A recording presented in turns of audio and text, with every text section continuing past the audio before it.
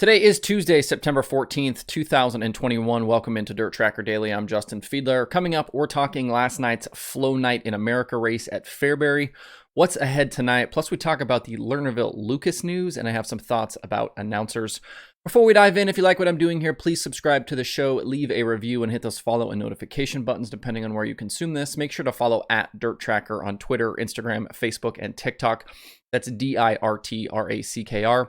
Don't forget, DIRTRACKR.com has a bunch more cool dirt racing stuff. Now let's get going. We had a little Monday night dirt late model action last night with the return of the FloRacing Night in America series following a summer break. They took to the Fairbury Speedway for $15,000 to win, and the show drew a very nice field of 31 cars.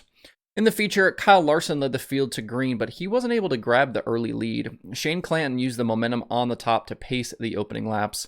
Larson finally got rolling a few laps deep, though, and he was able to slide Clanton and take the top spot around 10 laps in. Uncharacteristically, though, Larson's lead didn't last. Four-starting Garrett Alberson had his 59 car rolling, and he snatched the lead from Larson just a few laps later and began to pull away. The course of the race changed, though, on lap 20 when McKay Wanger's 42 went up in smoke. During that same caution period, Larson went to the infield with a flat tire, putting him to the back. And then on the restart, Brandon Sheppard got going and took the lead from Alberson on the high side. It ended up being a race-winning pass as Sheppard led the rest of the way for the $15,000 score. Tanner English ended up second after starting 12th. Bobby Pierce was third, charging from 17th. Mike Spatola was fourth, and Gordy Gundaker finished fifth. Larson raced his way all the way back to 6th after the flat, and series points leader Jonathan Davenport was 7th after needing a provisional to start the feature. Headed to Farmer City next week, Davenport maintains the points lead with Larson 2nd, Bobby Pierce 3rd, Mike Marlar 4th, and Tanner English in 5th. That Farmer City race is next Tuesday night and pays $10,000 to the winner. Remember, the FloRacing Night in America series is the kind of weekly or midweek show series that Michael Rigsby and Ben Shelton and the guys kind of between FloRacing and Dirt on Dirt are putting on this season. 10 races for the championship. You have to race in at least 7 of them. So this is back rolling again, so we'll certainly stay tuned for more of these races. If you're looking for more racing action this week, the Texas Dirt Nationals are going on now through Saturday at the dirt track at Texas Motor Speedway. 10 divisions of cars are part of the event, with things culminating Saturday night with a $50,000 to win super late model race. Through the week, you'll see Outlaw Modifieds, Limited Mods, Factory Stocks, Texas Modifieds, Stock Cars, Eco Mods, Outlaw Street Stocks, Dwarf Cars, Hornets, and those Supers. There's also a $25,000 to win modified show on Friday and a $10,000 to win super late model feature that night as well. Tonight, tomorrow, and Thursday are all qualifying nights, with Friday and Saturday being the main event days. This event will feel similar to the Bristol Dirt Nationals that happened at Bristol Motor Speedway back in the spring. The event is available to stream on XR Plus, and tickets are still available for the week. It'll be interesting to see the field of late models that ends up racing, with the late model Knoxville Nationals happening this weekend. This was that race weekend that Jonathan Davenport actually teased earlier in the season that he might appear at. But I think with where he stands in the Lucas points, I don't think I could really see him ducking out on Knoxville. The streaming links for the event will be available on the Watch Tonight page at DIRTRACKR.com all week. Also tonight, check out the ASCS National Tour at the Clay County Fair Speedway. They are getting in a little midweek racing before the series heads to Lucas Oil Speedway this weekend for the Jesse Hockett Daniel McMillan Memorial. Scott Boguski and Blake Hahn were winners over the weekend at I-80 Speedway, and Hahn was able to stretch out that points lead just a little bit more over Matt Covington and J.J. Hickel. Only 8 race nights remain for the ASCS this season, so Covington and Hickel are running out of time to run down Hahn for the championship. There was a bit of event news from yesterday that I'm wondering if most people paid attention to, let alone really understand the ramifications of going forward.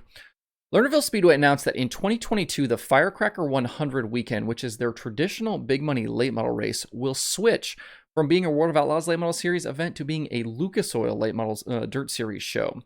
The purse is being bumped from the traditional $30,000 to win to now $50,000 to win, and it will happen on its traditional June weekend.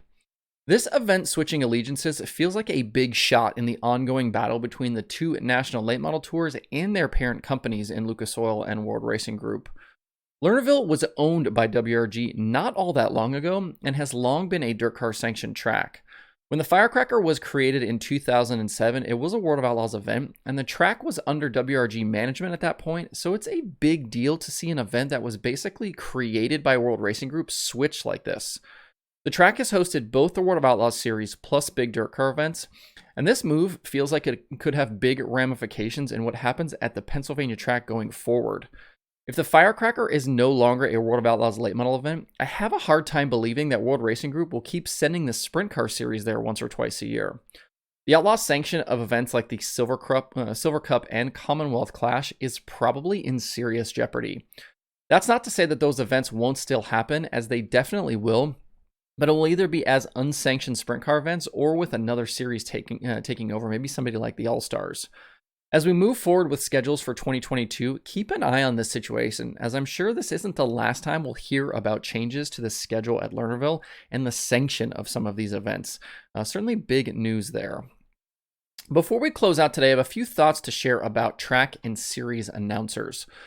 When a track schedules a big series like the World of Outlaws or Lucas or USAC, or insert your favorite big series here, one of the things that usually comes along with that is a series announcer. This is important because it changes the experience of that kind of track from the usual Friday or Saturday night show and makes those events feel much bigger. You bring in the big time drivers, you've got the corporate sponsor, signage, you've got a different voice on the PA, and suddenly that series show feels like a big event. When that series announcer is on the mic, it needs to become normalized that the local guys take a back seat.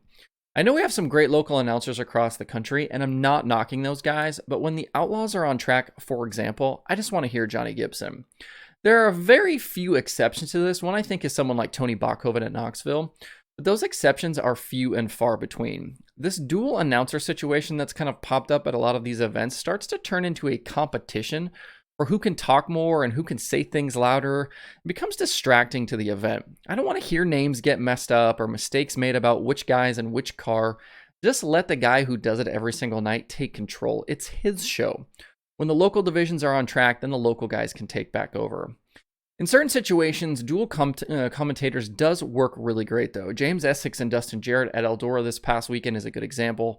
I also think the Pat Sullivan and Tony Laporta stuff that we've had with USAC on Flow this season has been good as well. And I have no idea how many track or series people listen to or watch my shows, but I would like to see this start to become normalized. Let the series guys just handle their series.